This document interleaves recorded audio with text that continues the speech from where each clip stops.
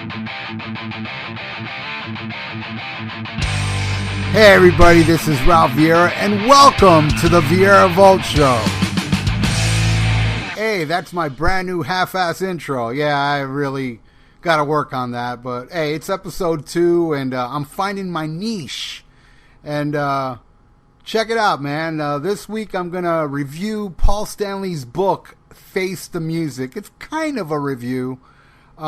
Before I get into it, I own the audiobook, so what you'll be hearing throughout the show are clips from the audiobook. And, yeah, I'm going to point out a lot of things that I feel is bullshit or stuff that Paul Stanley refuses to acknowledge. But there's a lot of good things he says in the book. And number one, it is a really good book. It's very entertaining.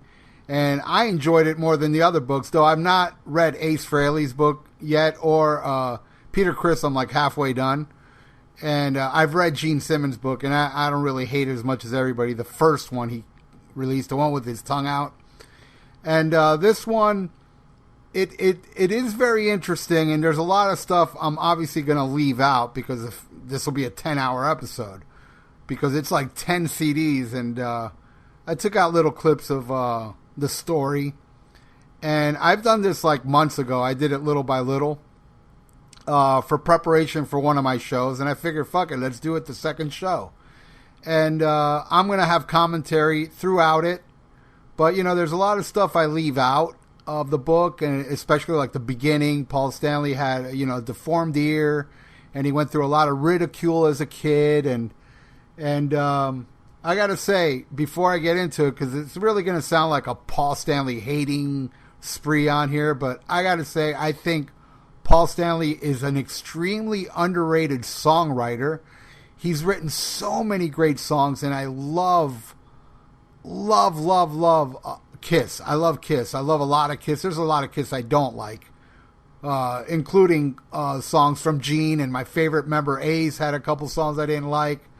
I didn't like Two Sides of the Coin, and Torpedo Girl was but you know, and Peter, of course, didn't really write much, but he is my favorite voice at Kiss, my favorite vocalist. But I gotta say, Paul Stanley is like the heart and soul of Kiss. He does prove it on this show. He dedicated more to the band than every member of the band, so I do commend the guy. And it's gonna sound like I really hate him, and I know there's a lot of people online that don't really like my opinions on Kiss when it comes to the hypocrisy of it.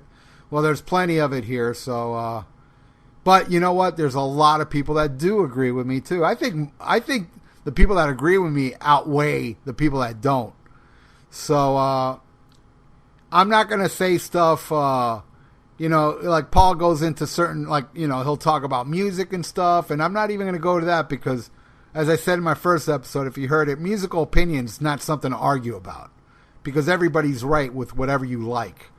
I'm not going to talk about songs I absolutely love that he bashes and albums that I absolutely love that he bashes.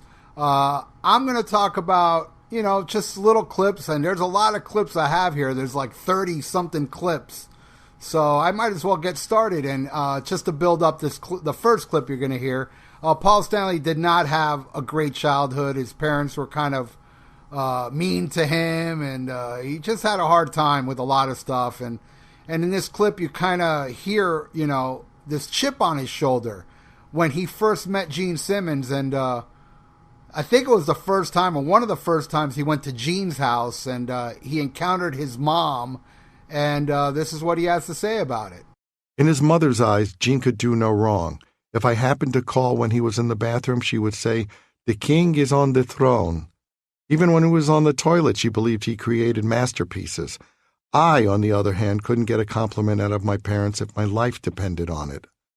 They went out of their way not to compliment me. I think they thought they were toughening me up that way.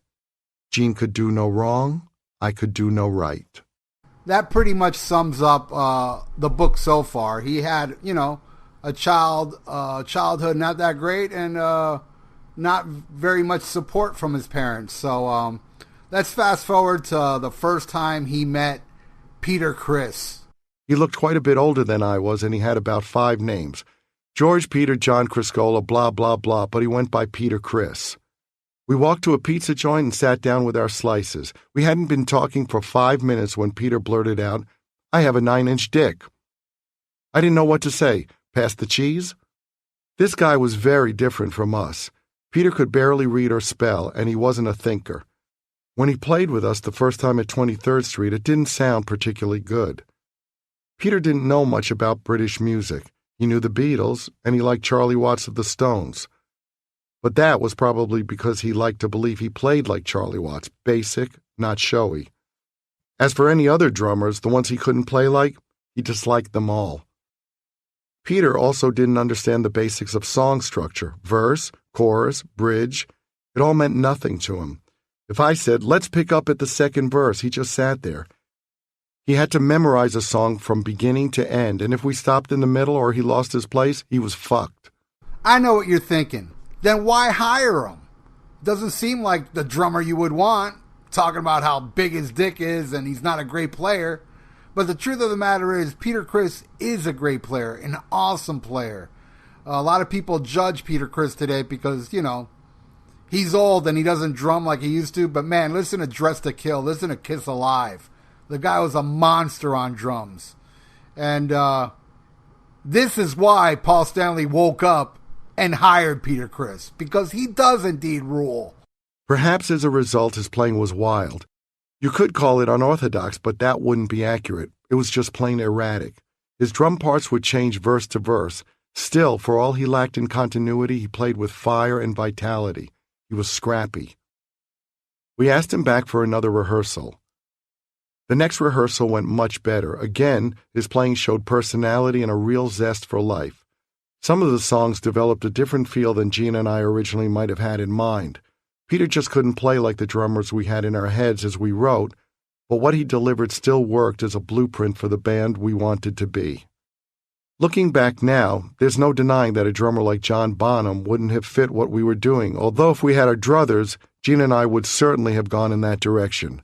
Back then, Peter was the right guy for the band. His drumming was brash and full of piss and vinegar. Peter instinctively played ahead.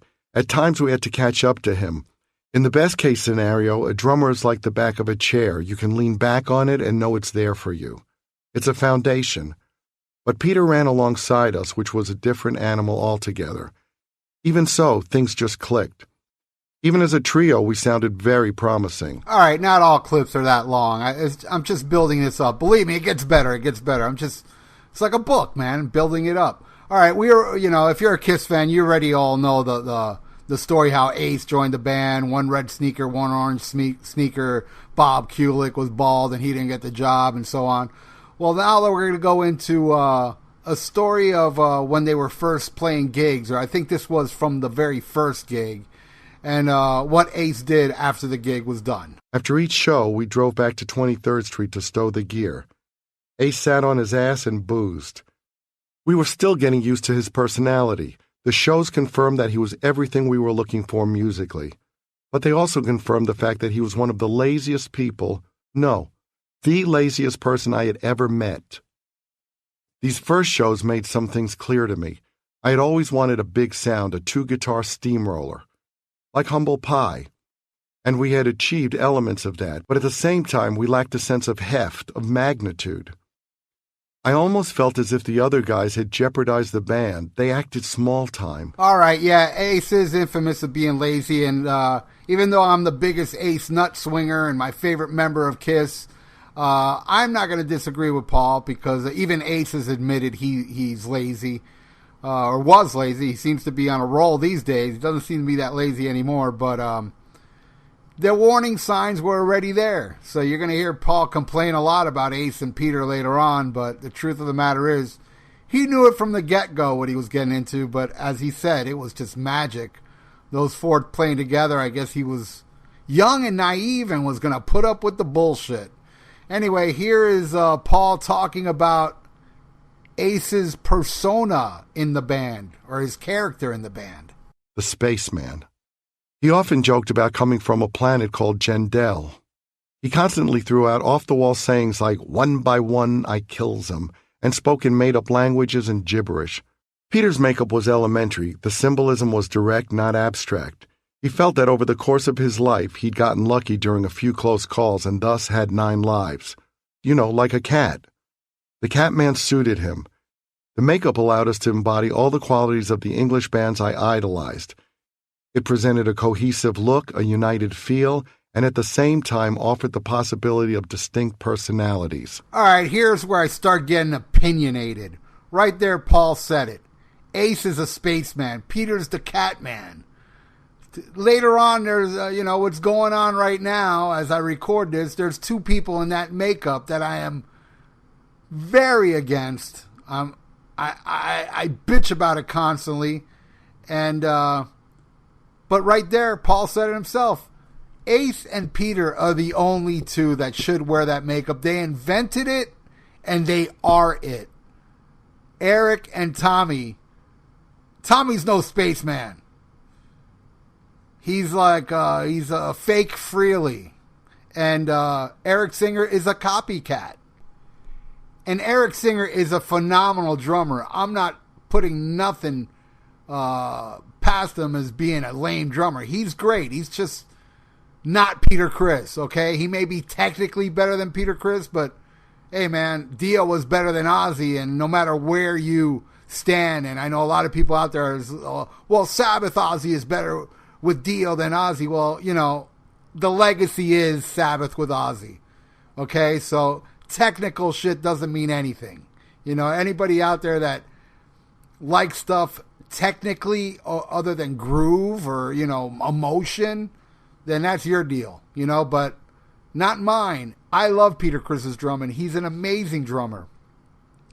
And as you're going to hear, I'm fast forwarding a lot through this book.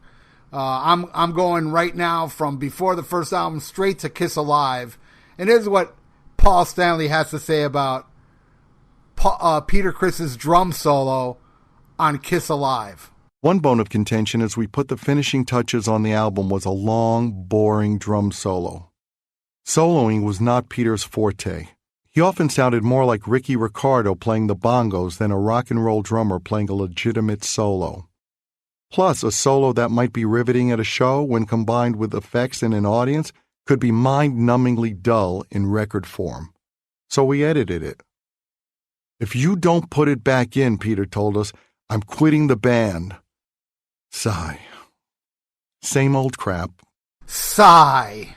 Come on. That drum solo rules. And I know I'm breaking my own rule talking about musical opinion, but you know how many people were influenced to start playing drums because of that Kiss Alive drum solo on 100,000 Years?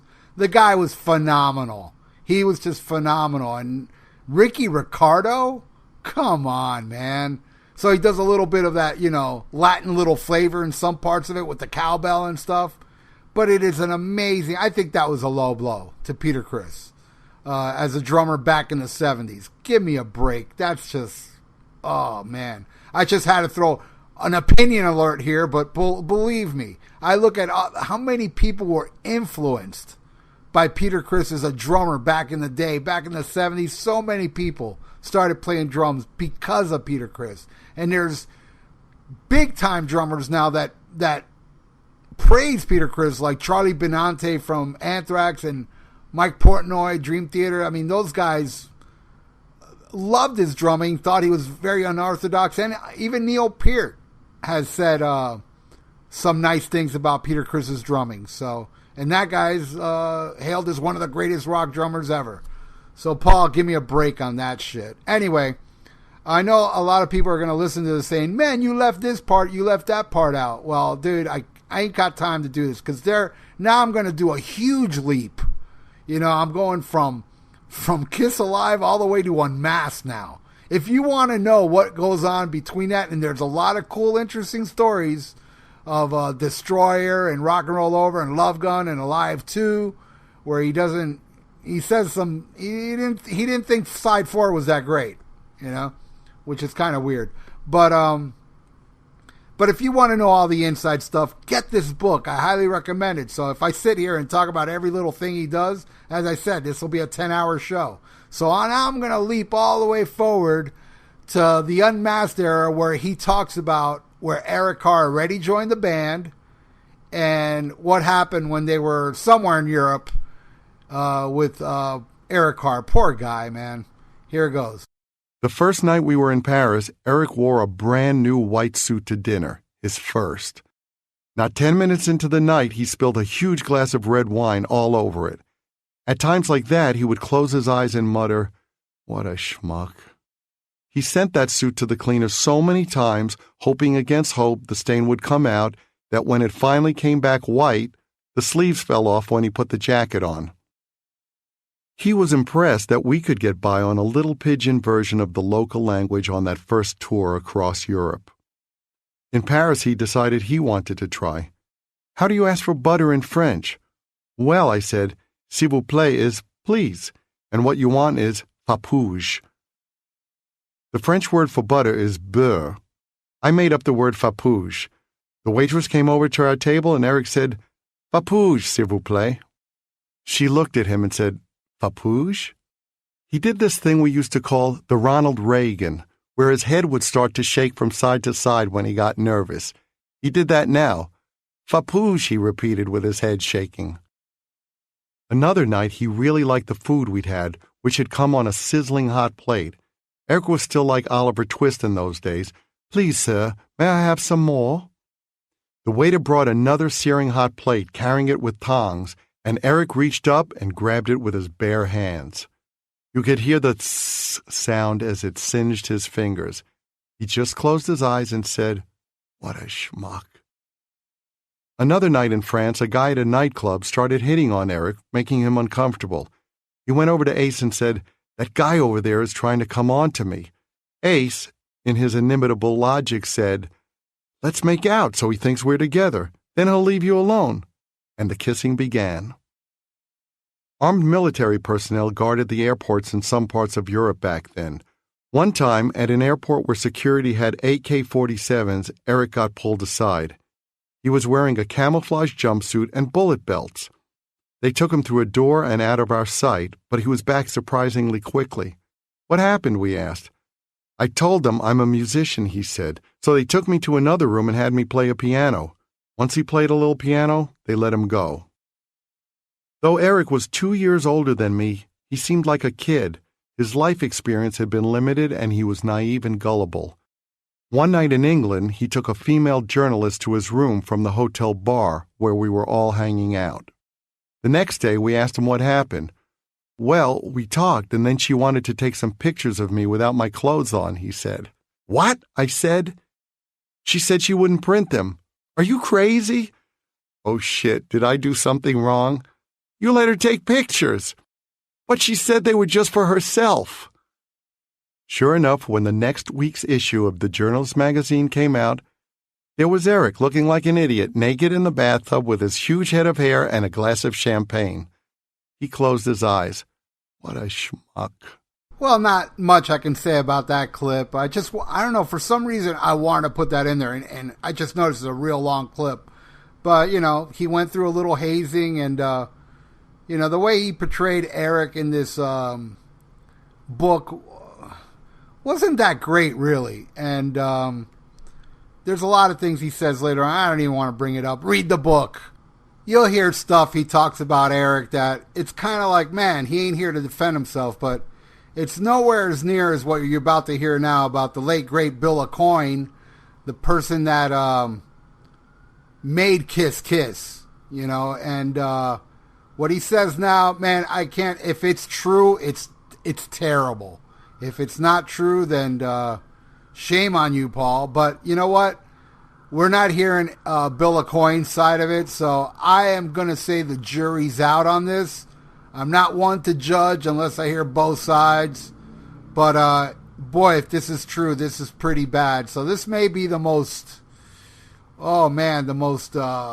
dirt stuff in the whole book. This is really, really bad. This is what he had to say about Bill Aucoin in 1980 on the Unmasked tour in Australia, and also when they got back to the States. In Australia, I began to seriously question Bill Aucoin. His cocaine use had become more extreme, and since splitting up with Sean Delaney, his general behavior had become reckless too. One morning I went to his room and found a boy in his early teens eating a bowl of cereal in Bill's bed. Another morning I found a different boy there. Bill was out of control. When we got back to the States, a boy who had won a contest had been flown in to meet us, along with a photographer from the magazine that had sponsored the contest. Bill was clearly hitting on the kid. The next day I said, "Bill, tell me you didn't." "Yes, I did, and the photographer." Bill had crossed a line into an area I saw as criminal and immoral. I was no longer laughing. Now, if that's true, that is messed up, and there's no way I can defend that behavior, but I don't know if it's true or not, actually. You know, Bill Aucoin never got caught with kiddie porn or doing anything with a kid, but you never know. People do probably go through life doing fucked up shit like that and never get caught, so that is unfortunate. All right, this next clip, we're going to fast forward when Creatures of the Night, the failure of Creatures of the Night, it was their worst-selling album, and they were playing to, like, I saw that tour. That was the very first time I saw Kiss, and it wasn't a packed place. It was at West Palm Beach Auditorium. It wasn't packed, and but here he's talking about when, after the dismal American tour, they went to Rio and played to the most people they ever played to ever in Rio. And then I have a little rant to say after this clip. In June 1983, we flew to Brazil and played to 180,000 screaming fans in Maracanã Stadium in Rio. It was the biggest audience we had ever performed in front of. And yet, as exhilarating as it was to play those venues, the writing was on the wall. It was only a matter of how the dominoes were going to fall, not whether they would fall. We could still play the biggest stadiums in South America, but we were in a very shaky position in North America. Now here's my rant. History is repeating itself as I record this, okay? Kiss is playing stadiums everywhere around the world, and here they're not. In order for them to play big venues, they have to play with a co-headlining act. They did a summer tour back in 2016 at, in cities, not the big cities. They were playing in, places that don't really have shows much, and even those shows weren't sold out. I've had many arguments online with people saying, I was at that show and it was sold out. Well, I don't know if they're lying or not, or if the polls I see online are lying, because every show that I've seen, the attendance wasn't sold out. But, it was somewhat packed, but I wouldn't expect less. If I lived in some fucking town that no shows came to, I'd go to see Kiss, Well, of course, if I'm a Kiss fan. But that's what's happening right now. Kiss cannot play big venues. Kiss cannot play Madison Square Garden anymore. I know they did on a Sonic Boom tour, but they can't do it no more. They can't play big places. They have to co-headline. And do you think really Kiss wants to share the money to a co-headlining tour? No, but they're forced to do it in order for them to play big places. They have to tour with Motley Crue or Aerosmith or Poison. That's exactly what's happening right now. And you won't hear about that in this book, but you're going to hear it right now on this podcast. And I know some people out there are getting upset with me, but I'm right. I'm right. If Kiss was as huge as a lot of you defenders think they are, then why aren't they out there alone? Why aren't they out there touring alone and playing Madison Square Garden and all those amphitheaters alone? No, they have to go overseas to play big places, just like the Creatures of the Night tour. Now here's Paul saying something that you've never heard him say until Eric and Tommy. I get Ace and Tommy confused because they wear the same goddamn makeup. But this is him saying something, and I know it's a little prelude to how he defends this current lineup of Kiss. This is why Ace and Peter their makeup is with those other two members. This is his defense. With the new characters, we were one step removed from the Teenage Mutant Ninja Turtles. I mean, what the hell was Vinny's Ankh about? Rather than keeping the original personas and images alive, we had become a ridiculous menagerie. What was next? Turtle Boy? And there you have it. His excuse to have Tommy and Eric in Ace and Peter's makeup because it won't work with other makeup. And you know, as us diehard fans that are against the Scabs, we would love to see them in different makeup or in no makeup at all. But the truth of the matter is that Kiss cannot sell without those iconic people in that makeup.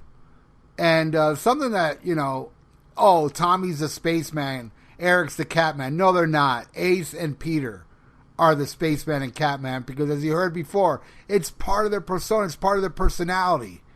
But you know what? I don't know. Tommy probably would look good as Turtle Boy. Or how about Pizza Boy? Or Pasta Boy? I know he used to bring him that. I know you're all getting mad, you Scab lovers. But don't worry, I say some nice things about Paul later on. But again, I know a main complaint, I can already smell it. I smell it from here. A main complaint is how I don't really review this book. I only talk about certain little parts. So this is a huge fast forward too, because I don't even talk about when they took off the makeup or the non-makeup years at all until Eric's death. And this is the next clip. It's about the funeral. Now, in their defense, just like in Bill Aucoin's offense, the rumor is, and I don't know how true it is, that Eric Carr, when he died and he was in the hospital, Kiss didn't pay his insurance, and they kicked him out of the band ruthlessly. In this book, he denies it. He doesn't deny the insurance part, but he denies how Eric was kicked out of the band.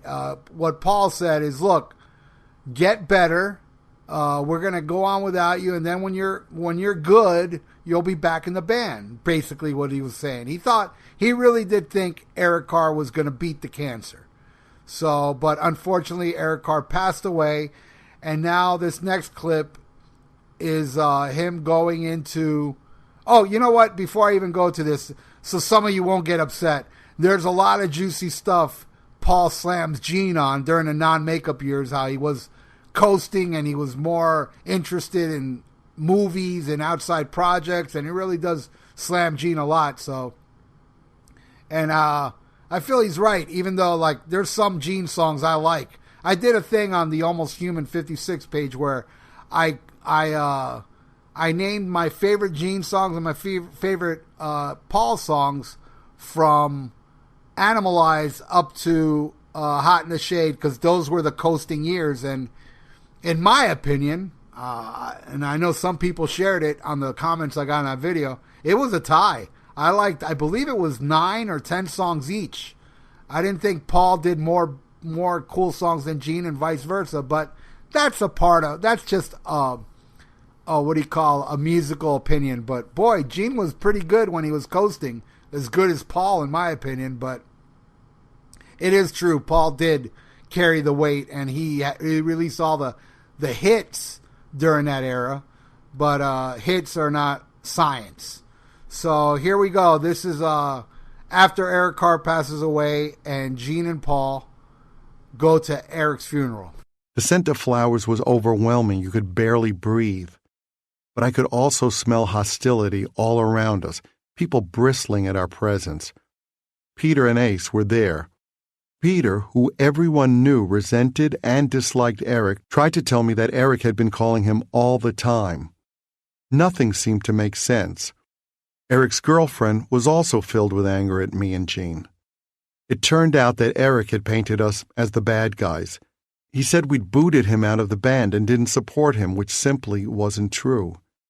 Everyone there seemed to have the impression that Eric had been cut off, but he hadn't been cut off. Once we told him we were going to record Revenge, he cut himself off from us. I didn't feel like the bad guy, and it was strange to be treated that way. Now, whether that's true or not, I'm not going to judge. I'm not going to say that they kicked him out and that Eric was right, but I'm not here to say that Paul's right. I don't know. I'm going to stay neutral on this, but you know, the one impression I got in this book is that Paul really, he can do no wrong.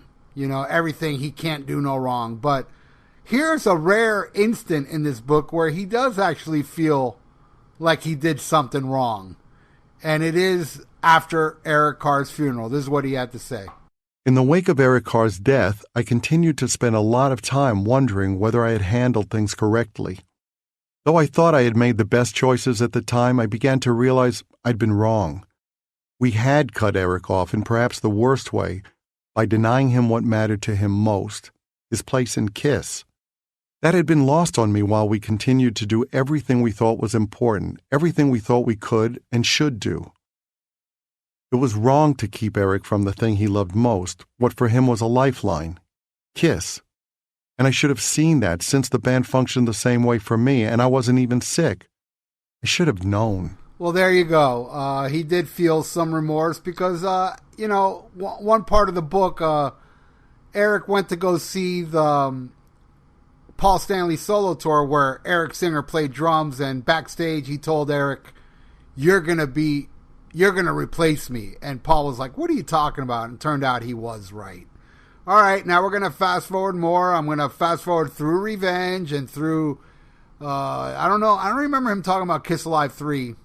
But let's just go straight to the Unplugged session when they played the Unplugged. And this is what he had to say about what he heard about Peter Criss at the time. I had heard secondhand stories about how much Peter's playing had deteriorated, how his various bands weren't very good. But there was an exciting and surreal sense of nostalgia in the room when they entered. Peter seemed to have completely lost it. He had become your slightly nutty uncle. He came in with some silly miniature tribal drums that he held in one hand and boinked with a stick. He wanted to hit them while he sang Beth. We nixed that idea. All right, so he already knew Peter Criss wasn't up to snuff, but here's one thing that anybody that was a Kiss fan back in those days, the non-makeup days, Paul constantly said in interviews when they asked him about a makeup reunion, he always said he wouldn't do it, all the way up to like briefly before this, because I know there's a question they asked him in a Latin TV show during the Kiss My Ass era, which I think is like, really before they're saying no way. There's no way. I don't see why we should go back to a reunion. It's just it's not going to happen. He always denied it. Gene as well. There's never going to be a Kiss reunion, so don't even think about it. But all of a sudden, Unplugged happened, and he said this bullshit. When the show was aired in August 1995, it proved to be the second most viewed MTV Unplugged in the history of the show. Almost as soon as it aired, speculation about a full-on reunion started to brew. To me, there seemed to be sufficient good feelings to explore the possibility. In fact, I saw it as a logical next step. Also, given the well-documented car accidents and other brushes with death that Ace and Peter seemed to constantly have, the window for a reunion might shut sooner rather than later, as far as I was concerned. One of these guys was sure to kick the bucket, and if there ever would be a time to get back together, it was now. I also thought a reunion might provide closure. When the band broke apart, we were all young and stupid. Maybe we could get back together having learned from life, and everyone would see the band for the gift it was. Maybe we could see it through to the end and ride off into the sunset together, a band, a team, one for all and all for one, until we called it quits on our own terms. Yeah, right. What happened, what really happened, you could just, from the outside, it's so obvious. Peter and Ace got up on stage, and the place went apeshit. And they saw the reaction people had, and they wanted it. The people wanted it. At the time, Kiss was struggling. Revenge, even though it was a return to form, and a lot of people out there love it, I feel it's overrated, but that's just a personal opinion. But it's not a personal opinion when I say the Revenge tour wasn't that great. I mean, it didn't sell well in most markets. It probably did in some. But I didn't go see it because I chose Megadeth and Suicidal. It was on the same day, Halloween of 92, I think. They played the Miami Arena. My buddies went, and from their account, they said it was not even close to full. And I heard a lot of other markets were the same way. Now, I ended up seeing a video of it. I have it on bootleg. And I got to say, I wish I went to that Kiss show. Because that Revenge show, what I saw at the Miami Arena from a bootleg, that shit was awesome. They played Parasite, Watching You. It was just a smoking show. The Megadeth show was good, but I should have went to Kiss instead. Because that was awesome. So, in no way I'm bashing, the Revenge era, because I thought that tour was badass, what I saw with the Statue of Liberty and the skull and all that. It was great. All right, now we're going to go into the reunion, okay? This is already, problems are starting before the reunion tour even starts. And, I have a clip that's not in the book to talk about this clip. Not surprisingly, it took a lot of wrangling with Peter and Ace's representative to get a deal in place. Ace insisted on getting more money than Peter because, as Ace put it, Peter wasn't worth as much as he was. Peter hasn't done anything, Ace insisted. He hasn't been playing, and I'm more famous than he is.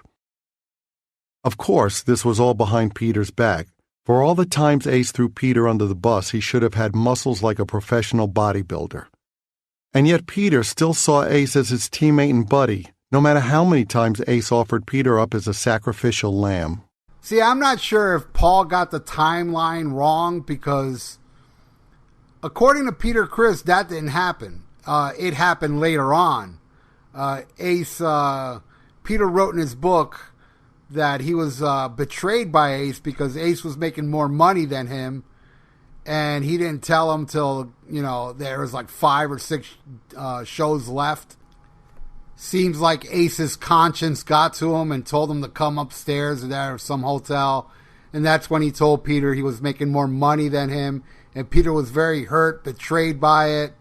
And so here's Peter Criss on the Eddie Trunk show. And it's basically Eddie Trunk doing all the talking, but he's talking to Peter. And Peter does admit that this is pretty contradicting to what Paul Stanley said would happen in the reunion negotiations. In the beginning of that process for the reunion, you actually give him credit for saying that they right in front of everybody wanted to give you the least amount of money. Absolutely. And then you were walking away from it. Absolutely. For people who haven't read the book. Mm-hmm. And then Ace says, hold on, pulls you into a room, the two of you and your mutual manager, and says, we're going to cut his commission, that's going to go to you, and we're going to make the same money and go out in 96, and that's it. So in a way, at that point, Ace kind of saved the day because you were ready to bail, right? Absolutely. Now, personally, I don't see how Peter Criss would lie about that, because, I don't know, unless Ace said to his manager, just say we're doing it and I'm still making more. So in that way, I'll give it to Paul that he's telling the truth. But if that's not the case, then seems like Ace did save the day on that. But I want to be very neutral on this. I really do want to be. I don't want to just come out here and just slander Paul on everything and say he's a liar, even though there is a part during the Animalized era in the book. He talked about how Mark St. John, because of his hand injury, never played one show with Kiss. Not one, he said, where actually he did. Because I have a bootleg audio of it. And it may have even been, I could be wrong, but I think even on Bruce Kulick interview I saw, Bruce said that Mark also played half a show and Bruce Kulick played the other half. So maybe he played 1.5, but I know for sure he played one. Anyway, here is a little clip that what Paul thinks of Ace and Peter when they were rehearsing for the reunion show. I was shocked to see the full extent of the deterioration in these guys, the disrespect they had for their talents and gifts. Fortunately, by the 90s, you could hit a Coke bottle with a stick and make it sound explosive and powerful if you put enough effects on it. And that's exactly what we did. We put triggers on each individual drum, so when Peter hit one, it activated a pre-recorded drum sound. Although Peter had played with fire in the 70s, he was a shadow of himself now. Okay, I saw the reunion tour. I saw 3 out of the 4 shows at Madison Square Garden, and I saw the Miami Arena show, and I gotta say, those Madison Square Garden shows was the best time I saw Kiss. The best time, hands down. The energy, the vibe, the whole thing was just, I mean, goddamn, it's the original Kiss. I wanted to see it. It was great. But I will say, yes, there was a lot of triggers in Peter's drumming, and I noticed it wasn't the same Peter Criss of the 70s. And I'm not here to say it doesn't matter, but it kind of doesn't matter. It was still a great fucking show. Regardless, I noticed Peter Criss, wasn't like the Peter Criss of the 70s. But at the same time, Paul is like slamming them. Let's fast forward to today. I mean, let me play a clip of Paul Stanley doing the intro to Heaven's on Fire years back, and let's hear the difference between then and now, and let's talk about deterioration.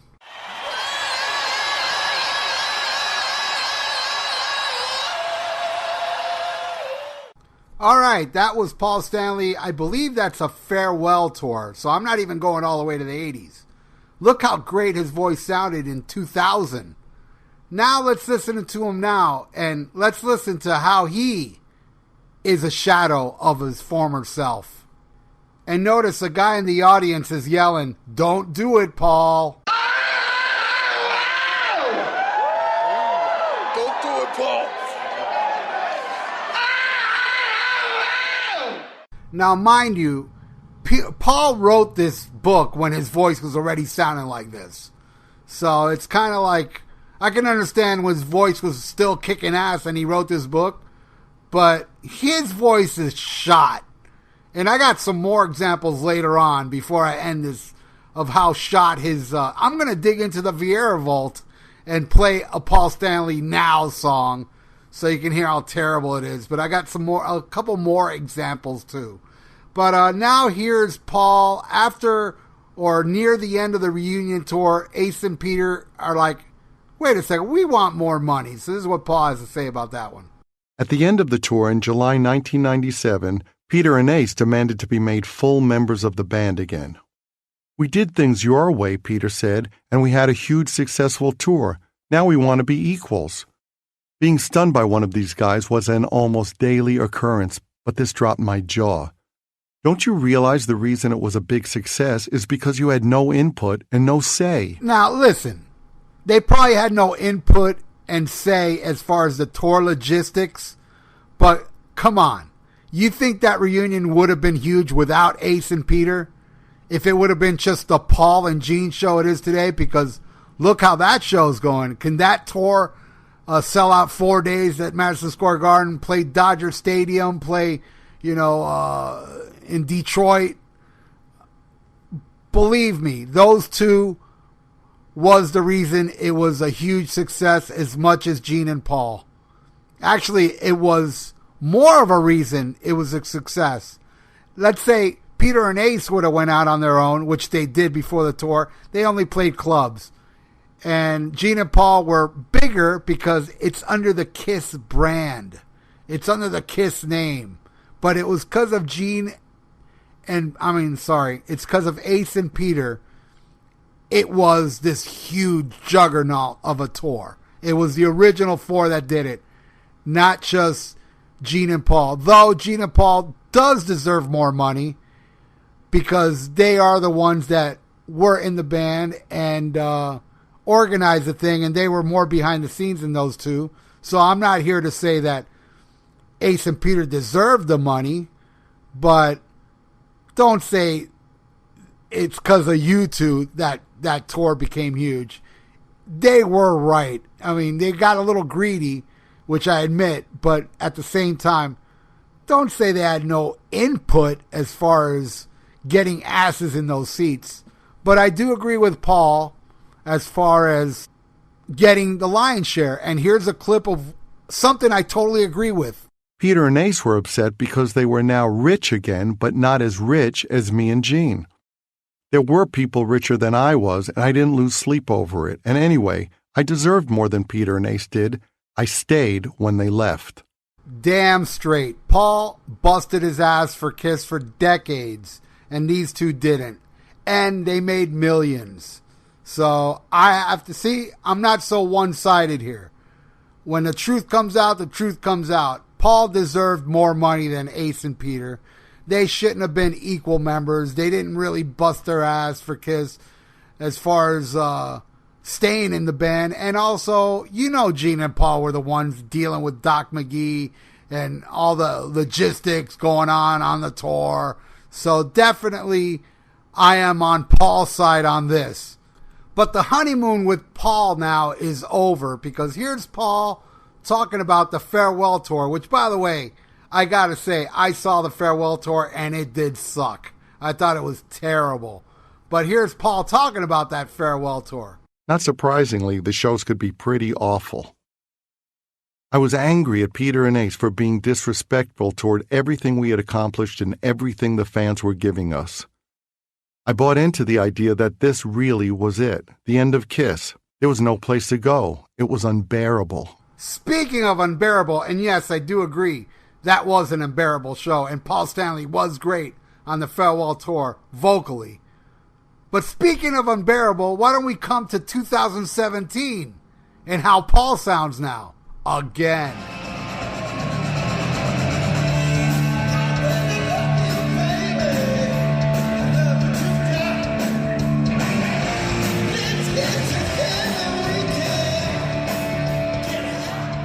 It would have been great to go out in a blaze of musical glory. Instead, we were dragging our asses. Let me tell you something. As bad as that farewell tour was, they were dragging their asses more in that last clip you just heard. I don't think anybody can deny this guy's voice is fucking shot. And that clip was from 2017, this year. Okay, so... all right, let's go to the next clip. This is Paul Stanley talking about Peter Criss left the farewell tour. He didn't finish it because I guess contracts went to shit again. So he called Eric Singer. So this is what he has to say about that.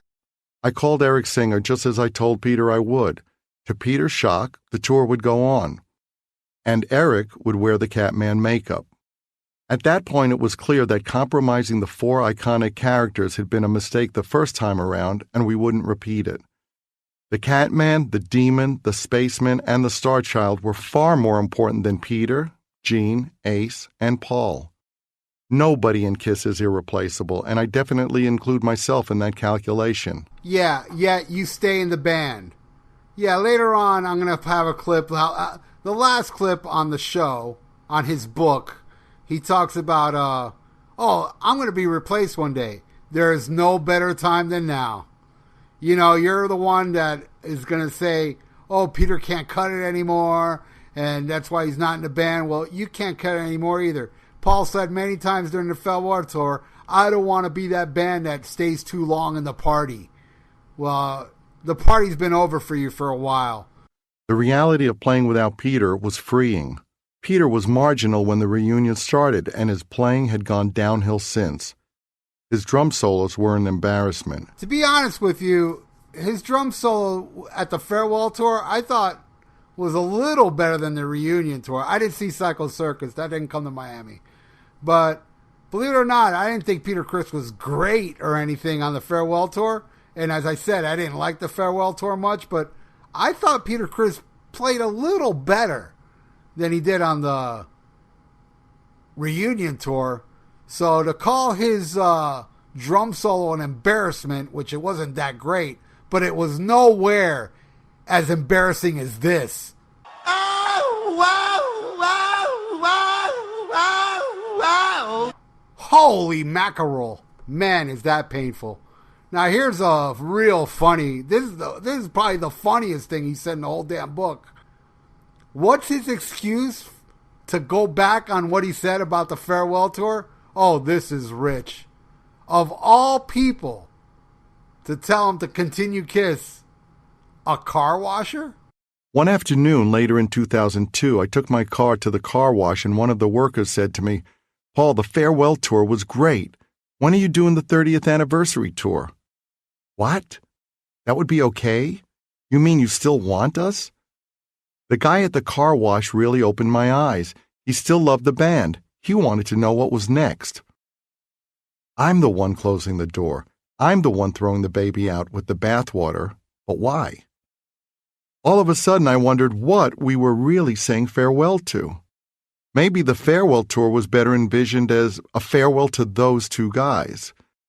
A farewell to compromising ourselves musically. A farewell to drama. The idea of throwing it all away because of a pair of jerks who never valued the band suddenly seemed crazy. We had existed without them before. Now, because those two had come back into the fold, I was going to let them have their way by causing the demise of Kiss? Why stop now? We had built the band back and people had embraced it. Hell, put on a good show and Kiss could go on for another 200 years. And without the weak links, this band could put on a great show. I didn't want to give up something I'd spent 30 years busting my ass for. I'm not done. Yes, you are.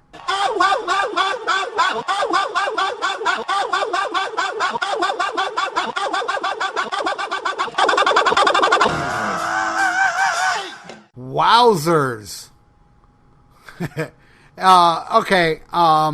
In the book, he describes after the farewell tour, they got offered a tour, a co-headlining tour with Aerosmith, but they had to do it with 3 original members. So, guess Ace didn't want to do it, so they got Peter back in the band to do that tour. And I know that Peter and Tommy Thayer stayed for a while. And by the way, yes, I know it's very contradicting and hypocritical how Peter Criss slams these two people in the makeup, yet he had no problem doing the tour with Tommy Thayer and Ace makeup. So, anybody out there that think I'm being biased, even though I've already proven that I'm not biased, yeah, Peter Criss had no problem touring with Kiss without Ace, even though he claimed he missed it, but he still did it. But anyway, eventually Peter did get fired, and here is Paul Stanley talking about Peter getting fired. When the tour was over and Peter's contract expired, I told him we had decided not to renew his contract. You're not happy. You say the shows are too long. Your hands hurt. You want to play other kinds of music. We want to continue. I think it's best for everyone if we just call it quits, Peter. It's time for us all to move on. I didn't have much to say beyond that. It wasn't that we were just going to become a different Kiss or a new Kiss. We were going to become a better Kiss. Okay, here's another clip of Peter Criss on the Eddie Trunk Show, not part of the book, obviously, saying his side of what Paul just said.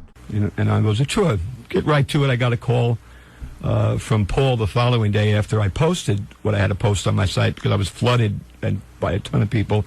And how you doing? And it got to be that they wanted to start a new Kiss. And I'm like, well, what do you mean new Kiss? And, well, there's a new Kiss. And it really got down that he almost said I was too old to cut it. I couldn't play 2 hours anymore. They felt that their camp wanted some younger blood, that they wanted to do new stuff. Between you and me, a bunch of bunk. I didn't buy it for one instant. I'm listening to this, that I'm too old. I can't play this anymore. I was complaining. If I complained about anything, I complain about a lot of things, and I have a reason to complain about anything I complain about. You know me too well. I don't just complain about everything. But the idea, the audacity to tell me that I, a founding member of a band that would not be here today, there is no old Kiss. There's only one Kiss, and that's Peter, Paul, Ace, and Gene. All right, so again, I'll have to say jury out. That's two sides of the story. Paul said you're too old to drum anymore, and we can't have you anymore. And Paul said kind of like in a different way. But either way, both did admit Paul did call him and fired him. Anyway, as far as Kiss's Paul, Gene, and Ace and Peter, my opinion, and it's just my opinion, my favorite Kiss is 70s Kiss with those four, yes. But I loved the Creatures of the Night, The Elder, Asylum, and Monster. I like all eras, I just hate the makeup thing, but so I may think 70s Kiss is the best. The original four, yes, they can't be beat. That I will admit, but I loved Vinnie Vincent in the band, and and Bruce Kulick on an album, and Tommy Thayer and Eric Singer. I think they're all great. I wish they would be without makeup, but, you know, money-wise, financially, it'd be a train wreck. Kind of like how they are in the States now. What's Kiss going to do next? I mean, they're going to play a show. I know they just played a festival somewhere, I think in Chicago, but a full-blown tour, you know, where they're on their own. Is that ever going to happen again when it's not in just rural cities? Are they ever going to do a full-blown tour again? Who knows? All right, and this next clip is Paul's explanation for Kiss today with those two scabs. The idea that we would stop using any of the 4 iconic images was as ridiculous as the idea that we would stop playing any of the songs. Interestingly, years before, when we decided to try to buy the rights to the Catman and Spaceman images, Peter and Ace dealt their characters away as if they had no value. To them, they were mere bargaining chips. The fact that they so readily relinquished them showed me how little they cared about them. I was glad that those guys couldn't start turning up at Halloween conventions signing autographs in tattered Kiss outfits and makeup. I valued the images and wanted to protect them. I don't understand that logic. You don't want them to own the makeup because that way they won't go to conventions in the makeup. Like what you're doing now is any better. Now, I'll give them this. For Ace and Peter to sell their makeup, and I know a lot of people saying that Ace rented the makeup and he's going to get it back or whatever. I don't know about that. All I know is that there's 2 people in that makeup, and to me it sounds like they both fucking forfeited it, and I don't dig it. I don't like it, and I blame Ace and Peter for the scabs as well. I blame all 4, okay? But the fact is, Gene and Paul are just like parading it out, so that's kind of lame. Anyway, so, but again, I don't understand his logic. Like, I wouldn't want Ace and Peter to own the makeup because they'll wear it at a Halloween convention or whatever. Yeah, it may be lame, but can it be any lamer than it is now?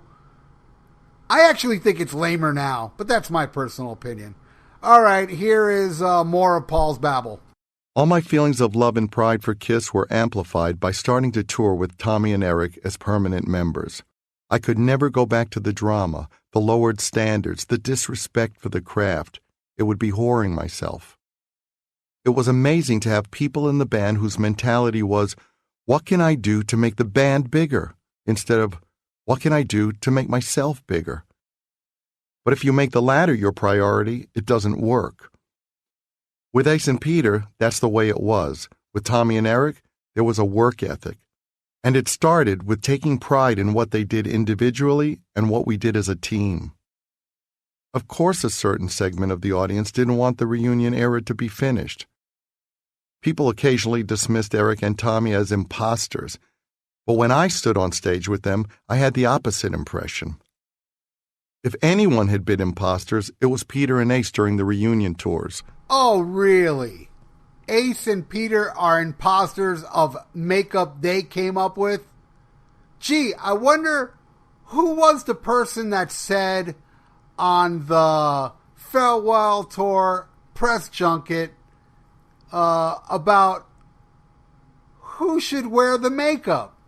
Oh, yeah, that's right. It's Paul, and here's that clip. We had just come back from doing South America and playing to the largest crowds we'd ever played in makeup. We played 200,000 people in Brazil and a huge stadium tour. And at that point, we had to look at each other because it really wasn't the original lineup anymore. And we didn't feel honest or comfortable with the makeup anymore because in hindsight, the makeup really belonged to the original lineup in the sense that we created it and it should only be worn by us. Contradiction. You know, that clip right there from the farewell junket, I used it on this video I made called Kiss Deluded on YouTube that got a lot of hits and the attention of Dee Snider when he was having that war with Paul Stanley, and Eddie Trunk put it up. I believe they both put it up on their Twitter to show the hypocrisy of this guy. And the funny thing about the diluted video, I put it up and there's not one part of the video where I talk. All I show is there's another interview with Gene's talking about only Ace and Peter can wear the makeup. And then I showed the scab kiss. And then I showed Paul saying that clip you just heard now. And then another footage of Eric Singer singing Beth. And I'm not in that video at all. It's just them talking. And I put it up. And there was so many Kiss defenders that attacked me, saying, and I'm like, I didn't even talk. I didn't even say anything in that video. You're attacking me over what your heroes just said. Anyway, here's another defending the scab kiss clip from Paul. I always wanted the audience to feel that we surpassed their expectations, and it had been a long time since we had been able to do that. With Tommy and Eric, we did it. The band could sing so well, in fact, that people constantly asked whether we used pre-recorded background vocals. Nope. Excuse me? People actually went up to you and say, did you guys play pre-recorded because you guys sing so well? Well, Gene, Eric, and Tommy sing fine, but really? Listening to this, they think it's pre-recorded?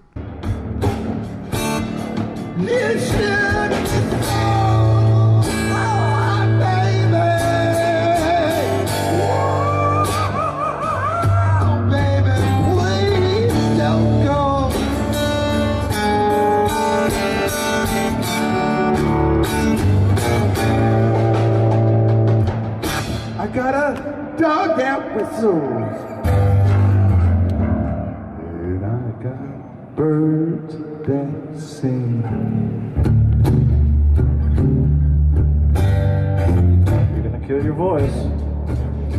I love how Gene says, you're gonna kill your voice. Alright, this is the last clip. This is how his book ends. And this has to be the biggest bullshit ever. But it's more prediction of my part. This is something that hasn't happened yet. But here is Paul explaining. And Eddie Trunk falls for this. A lot of people fall. Everybody thinks there's going to be a kiss without Paul and Gene. But here's Paul saying this because here's the bottom line. Paul says that Kiss is going to go on without him. He's just saying it as an excuse for Eric and Tommy to be in Ace and Peter's makeup. So that's his way of saying, anybody can wear the makeup, even the Star Child. But let me tell you something. In these clips, these audio clips I've played with you singing now, come on. It's time for him to go. And why doesn't he go? Because he's not going anywhere. Mark my words. I know it hasn't happened yet, and he keeps threatening that Kiss is going to go on without him. But here's my prediction. If it does happen, it will be like maybe a Vegas residency. But if it actually goes out on tour, which might happen, I'm not saying it won't happen, but it won't last. He thinks it's going to last without him. And here's him talking about it. 20 or 30 years ago, I couldn't imagine the world without me, much less the band. But at some point, you can't ignore the reality of your own mortality. I won't be physically capable of performing in Kiss forever. Something I've come to understand, though, is that I'm not immortal. The band is. Nowadays, I don't confuse my role in the world or the band. I realize that Kiss could and should go on without me. Kiss isn't like other bands. We've never subscribed to the limitations other bands impose on themselves. People come to see the characters we created and what those characters represent. It's not me they're coming to see, but what I embody. There was a time when people said nobody in this band could be replaced. It had to be the four of us. Well, they're already 50% wrong. And they're going to find out at some point that they're 75% wrong and then 100% wrong. I'm objective enough about myself to realize that no matter how good I am, and I think I'm damn good,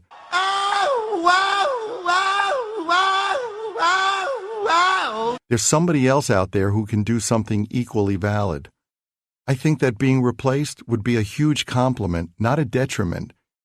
It's part of what I hope we've built, an ideal that goes far beyond me. Causes go on, Political parties go on without their founders. I think someone could come along who would be capable of carrying the flag just as well, if not better. Someone who can build on the foundation. I look forward to the day that I'm replaced in KISS. Not because I want to leave, but because it will prove I'm right. KISS is bigger than any of its members. Yeah, and you don't wear a wig. Such a bullshit story, and it's just him defending this bullshit that's going on now. But anyway, I know I went off on Paul, but you saw me defend him here and there, and I even slammed everybody in the band. I'm not trying to be biased here, and I think I haven't been biased. I think I've been very fair, but man, I pointed out, come on, man. I know there's a lot of people out there upset because you're just blind sheep. See, my favorite band of all time is Black Sabbath. And what they did to Bill Ward was fucked up, okay? And I'm not defending, I didn't go see that Black Sabbath farewell shit. Because, even my gods, and I'm not, let me tell you something, if there's any band I'm going to be blind to, it's Black Sabbath. With Ozzy and Bill Ward and Geezer Butler and Tony Iommi, those are my gods. You take one of them out. But the whole thing with KISS is that I can accept KISS without Peter and Ace. I can. I just can't accept them with people with Peter and Ace makeup on. And I'm not alone out there. And it has affected the U.S. market, whether anybody out there wants to admit it or not. You're going to take pictures of KISS in stadiums in Europe going, yeah, right, they're failing. Well, you could have done the same picture in Rio and during the Creatures tour and saying, yeah, right, KISS is failing. They were failing back then in the U.S., and they're failing now. So, anyway, this is the end of it, but as I do have a song to play.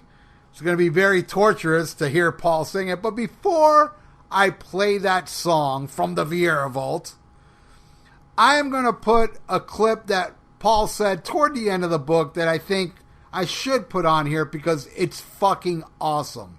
And it shows a really killer thing I love about Paul Stanley and Gene Simmons. Gene Simmons also, I gotta say, got a lot of shit for wanting to copyright the horns, which I just think he said it in passing. And then he said later on, no, I don't want to copyright it. And everybody attacks him what he's a piece of crap he is. And he's so money hungry, like money's bad. Everybody out there that says he's so money hungry, yeah, like you never played the lotto. And a lot of you guys download music for free and you're hypocrites. So I do defend Gene Simmons. I think Gene Simmons and Paul Stanley are great people when it comes to this. All that other bullshit you heard in this whole show, I throw it all in the trash. All of it.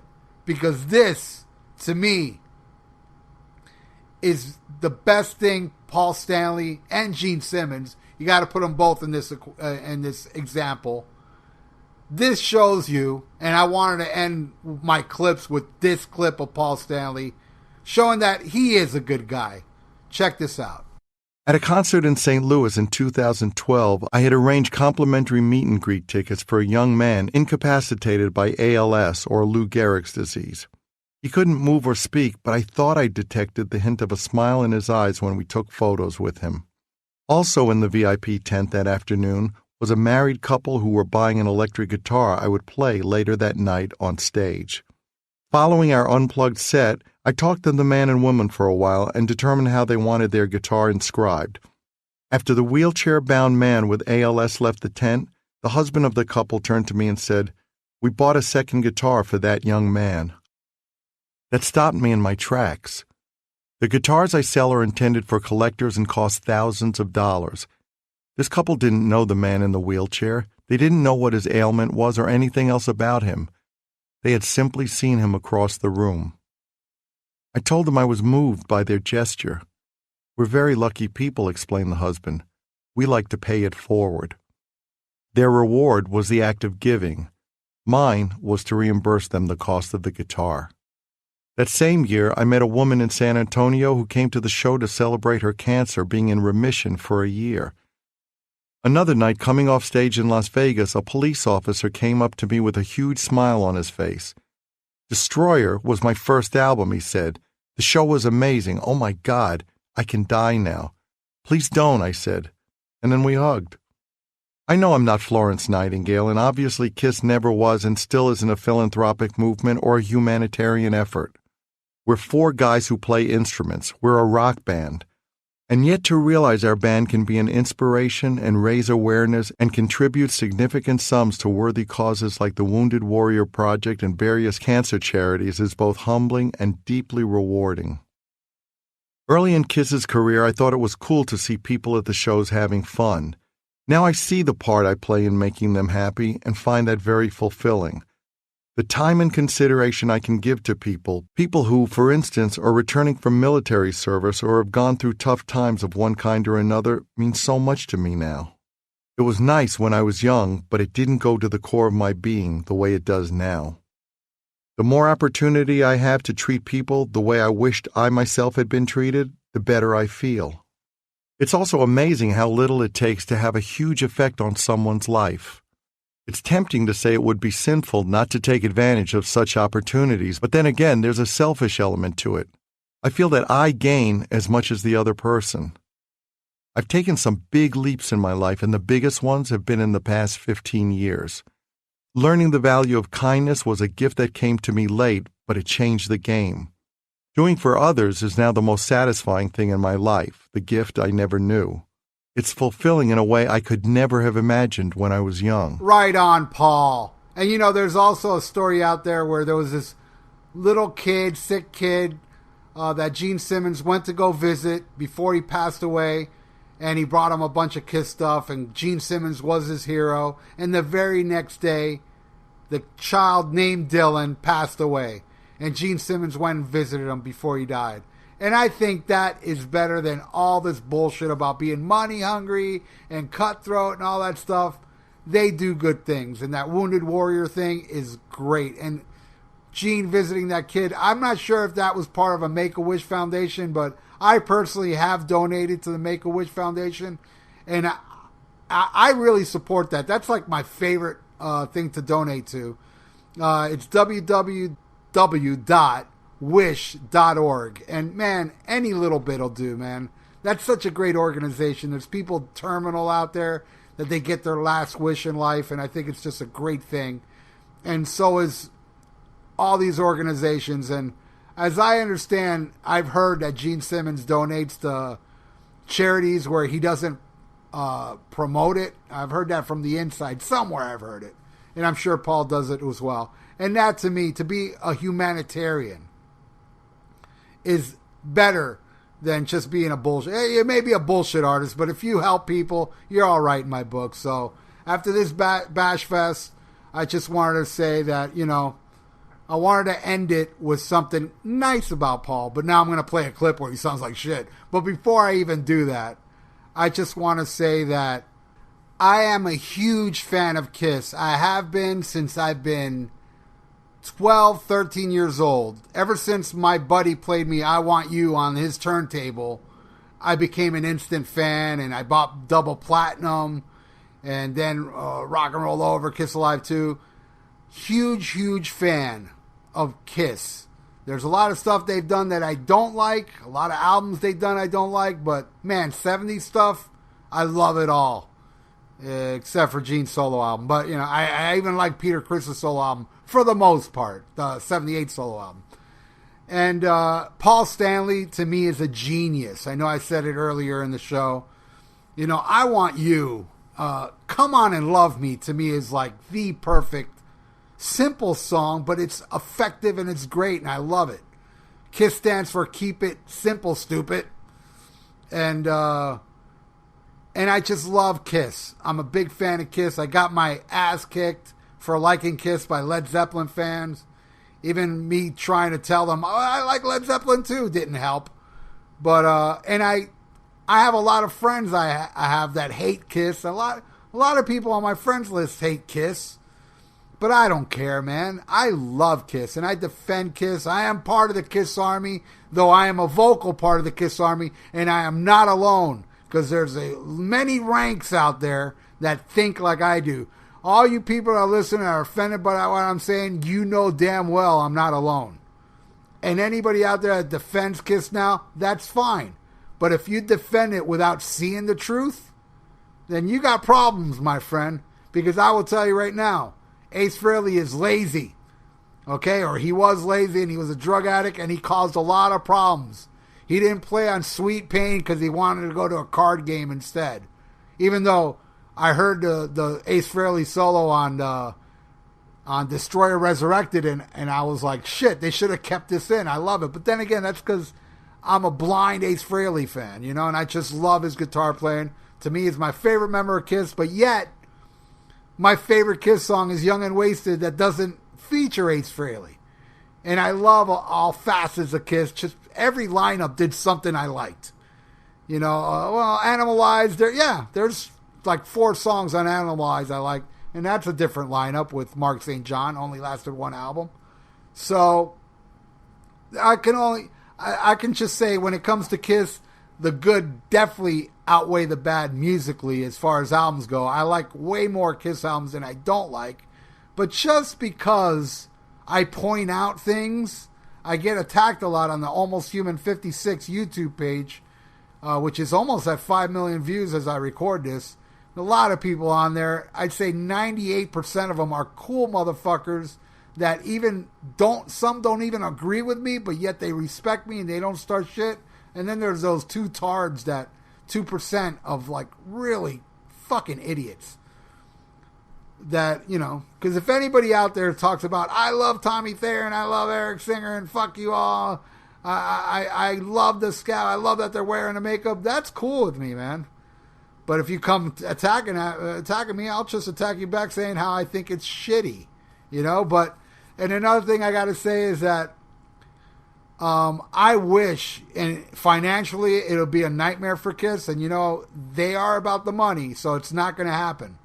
But I really do not have a problem with Tommy Thayer and Eric Singer because I liked Monster. I liked what was this song on there? Out of This World. I liked it. I know it's blasphemy because it's called Out of This World and it's a space song, but I liked it. I'm not going to lie. If I like something, even though I'm so against it, I can't help but point out what I like musically. And I think Eric Singer is a phenomenal drummer.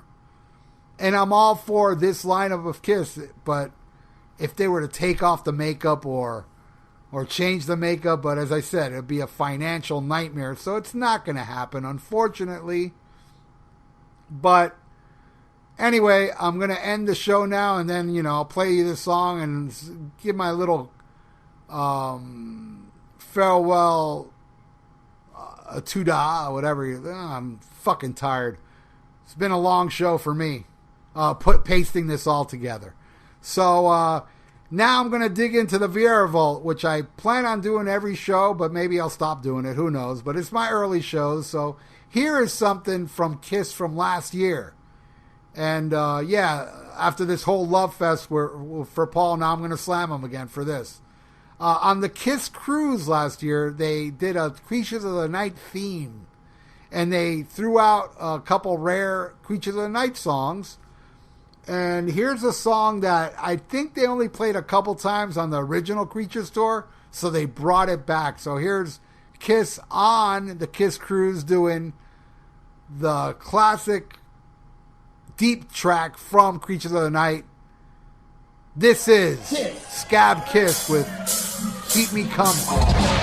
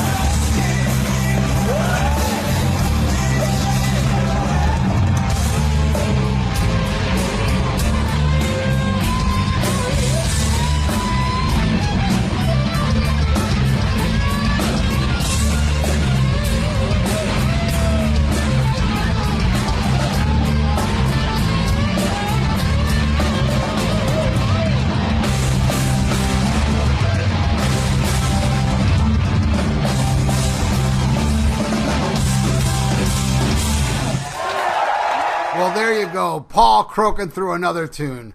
Anyway, I'm going to go now. By the way, in 2 days, I'm meeting Ace Frehley. So, that's going to be awesome. And might talk about it on the next episode. I might not. Very unpredictable show. Very unpredictable. I don't know what I'm going to do. But what I know I'm going to do now is sign off.